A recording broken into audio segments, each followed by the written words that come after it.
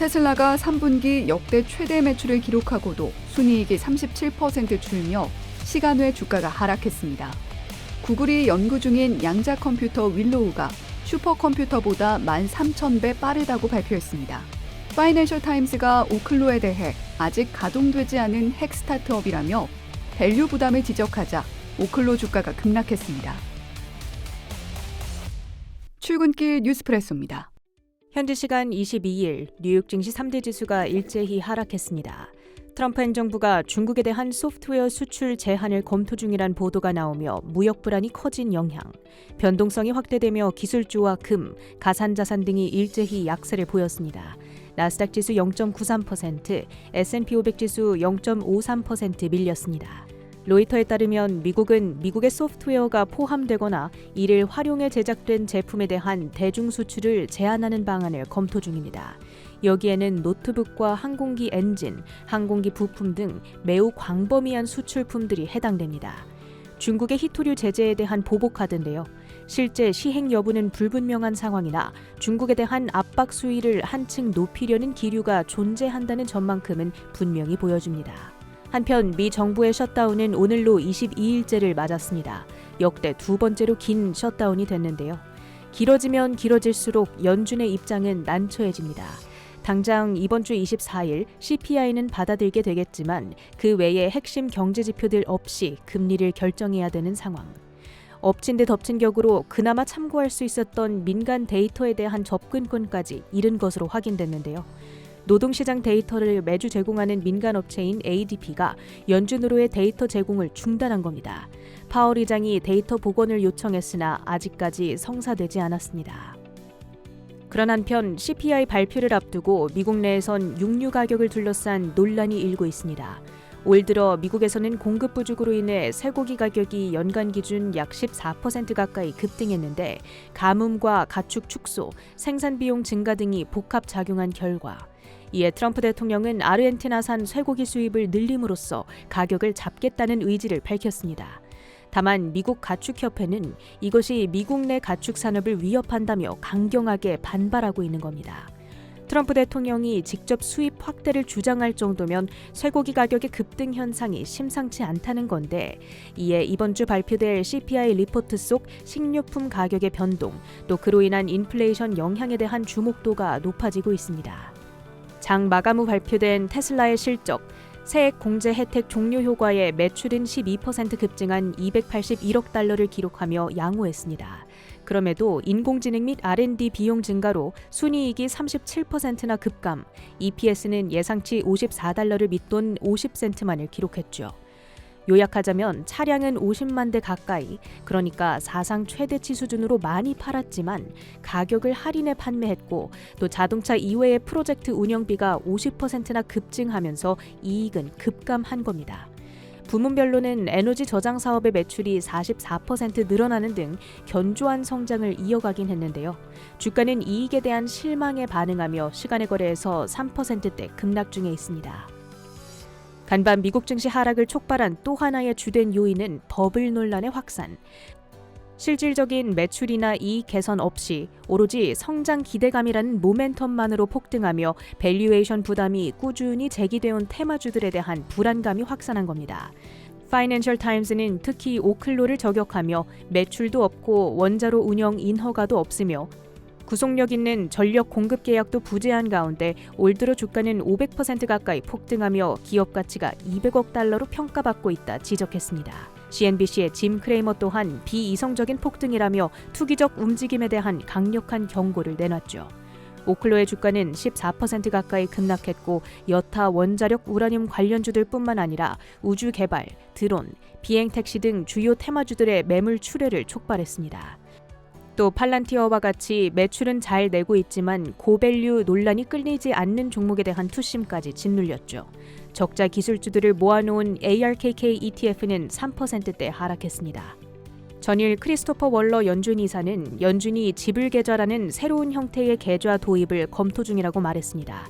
기존 은행을 거치지 않고도 핀테크 및 결제 회사 등이 연준의 결제 시스템에 직접 접근할 수 있게끔 하는 방안입니다. 그로부터 하루 뒤인 오늘 코인베이스와 크라켄, 유니스왑 등 암호화폐 업계의 리더들이 미국 의회를 방문해 약 3시간 동안 시장구조 법안을 논의했다는 소식이 전해졌습니다. 미국 행정부도 또 중앙은행인 연준도 금융의 탈중앙화 또 시스템의 혁신을 가속화하려는 움직임인데요.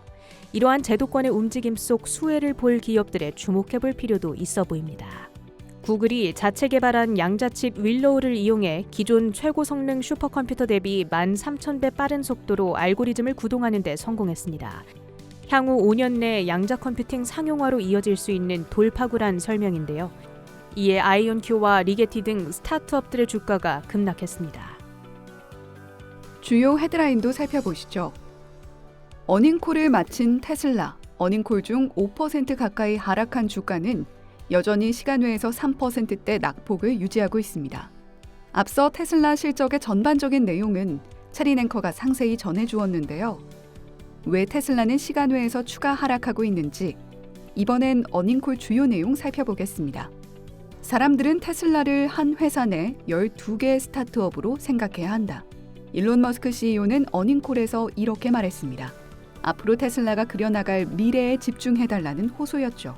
테슬라의 3분기 실적은 상반기에 연속 매출 감소세를 딛고 다시 성장세로 돌아선 데다 역대 최대 분기 매출, 인도량도 역대 최대였습니다. 하지만 순이익이 시장의 기대치에 못 미쳤는데요. 생산량이 인도량보다 적었고 일종의 재고떨이가 진행된 셈입니다. 대신 전년보다 24% 늘어난 416억 달러의 현금 및 투자 자산으로 휴머노이드 로봇 옵티머스, 자율주행 기술이 집약된 로보택시, 차기 AI 칩 등 미래 먹거리를 확보해 넥스트 레벨에 올라서겠다는 데 집중했던 어닝콜이었죠. 가장 많은 시간을 할애한 쪽은 옵티머스였는데요. 머스크 CEO는 옵티머스 로봇이 역사상 가장 큰 제품이 될 잠재력을 갖고 있으며 3세대 옵티머스 V3는 내년 1분기 공개를 목표로 하고 있다고 밝혔습니다. 대규모 양산은 내년 말쯤 돌입해 100만 대 규모 옵티머스 생산 라인을 구축할 계획이고 궁극적으로 옵티머스 4는 1000만 대, 5는 5천만 대에서 1억 대 규모 로봇 아미를 만드는 게 목표라는 포부도 전했습니다. 하지만 왠지 모를 불안이 데자뷰처럼 느껴지는 것은 과거 머스크 CEO가 2021년 AI 데이에서 1세대를 공개한 뒤 2023년에야 2세대를 시연하는 등 계획이 계속 뒤로 밀리는 모습을 보여왔기 때문일 겁니다. 머스크 CEO는 실제로 기술적 어려움, 공급망의 부재 등을 언급했는데 최근 중국의 정밀 제어 장치 제조업체인 산화 인텔리전스 컨트롤스에 옵티머스 양산 부품 대량 주문을 넣을 것이라는 보도가 전해진 것은 본격적인 대량 생산 돌입이 임박했다는 시그널일 수 있습니다. 그동안 옵티머스는 로봇 손의 정밀 제어 문제로 난항을 겪어온 바 있죠. 다만 이 모든 과정을 적절히 수행해 나가기 위해서는 1조 달러 급여 패키지 승인이 필요하다는 요청도 있지 않았습니다. 일론 머스크 CEO 보상 패키지 주주 투표 일정은 오는 11월 6일입니다. 로보택시 관련해선 연말까지 오스틴 로보택시 주행에서 안전 요원을 완전히 배제하는 게 목표라고 밝혔고요. 올해 말까지 로보택시를 애리조나, 네바다 등 또 다른 8개에서 10개 지역으로 확장하겠다는 구상입니다. AI는 머스크 CEO가 집중하고 있는 또 다른 주요 과제인데 AI5 칩은 삼성전자, TSMC와 설계 중이며 테슬라가 GPU나 AI 가속기를 엔비디아에만 의존하기보다 자체 칩을 사용하는 게 낫다고 본다고 전했습니다. 에너지 저장 장치와 관련해서는 주거용 태양광 성장세를 주목하고 있고 하이퍼스케일러의 전력 수요가 급증하며 메가팩의 가치가 부상하고 있다고 봤습니다. 관세 관련해선 4억 달러 이상의 영향을 미쳤고 FSD 승인은 중국과 EMEA, 유럽, 중동, 아프리카까지 광범위하게 협력 중이라고 전했죠. 그 밖에도 3분기 비트코인 지분 매각으로 8천만 달러의 수익을 기록, 사이버캡, 테슬라 세미, 메가팩3도 내년 양산 일정에 맞춰 진행 중이라는 소식도 함께 전한 만큼 기시감이 드는 어닝콜이었지만 지난해 10월보다 2배 이상 오른 테슬라가 잦은 지각에도 미래 비전을 실현시킬 수 있을지 우선은 오늘 밤 시장에서 주가 반응을 확인해 보시죠. 실적 시즌에 본격 진입했지만 넷플릭스, 텍사스 인스트루먼트 등이 부진한 실적으로 하락. 게다가 매출 없이 기대감으로 상승했던 오클로 등의 경고의 목소리가 높아지며 견고할 것만 같던 강세 심리가 주춤거리고 있습니다. 그럼에도 4년차 강세장 진입과 4분기 계절성, 연준의 비둘기 파적 기조에 기대를 걸고 신중하되 겁먹을 필요는 없다는 의견은 여전합니다.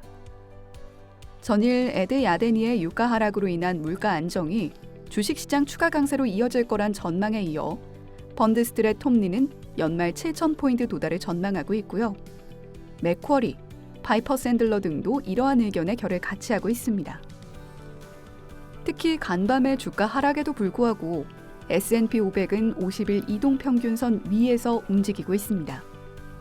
제니 몽고메리 스캇의 댄 완트로브스키는 이번 주 마감 기준으로 50일 이동평균선이 지지된다면 단기 상승 추세가 유효할 거라고 보는데요. 지표가 가리키는 S&P 500의 주요 지지선은 6,580포인트입니다. 강세 흐름 자체가 꺾인 건 아니지만 그 안에서도 주의해야 할 점은 지나치게 공격적 포지션을 유지할 때는 아니라는 겁니다. 시장은 이제 역대 두 번째로 긴 셧다운 기간을 이어가고 있는 가운데 10월 중순부터 말 사이엔 대부분 S&P 500 기업들이 자사주 매입을 중단하는 블랙아웃 윈도우 구간에 진입해 단기 수급이 하락할 가능성이 있고요. 10년물 국채금리가 다시 4% 아래로 떨어졌다는 점도 유의해야 합니다. 다시금 미국 경제가 침체 내러티브에 집중하게 될 수도 있죠. 여기에 불을 지피는 건 트라이컬러에 이어 서브프라임 자동차 대출업체 한 곳이 또 파산 보호 신청에 들어갔다는 소식입니다. 프리마랜드는 여기서 사서 여기서 갚는다는 Buy Here, Pay Here 서비스로 알려진 저신용자 대상 자동차 대출 시장에 진입한 기업인데요. 신용 리스크가 또 한 번 불거지지는 않는지 여부를 주시할 필요가 있습니다. WTI 원유 선물이 3.7% 급등하며 59달러 선에서 거래되고 있습니다. 달러당 원화 환율은 야간 시장에서 1,431원대에 마감했습니다. 금은 1%가량 추가 조정이 나오며 한때 4,100달러 선이 깨졌습니다. 출근길 뉴스프레소였습니다.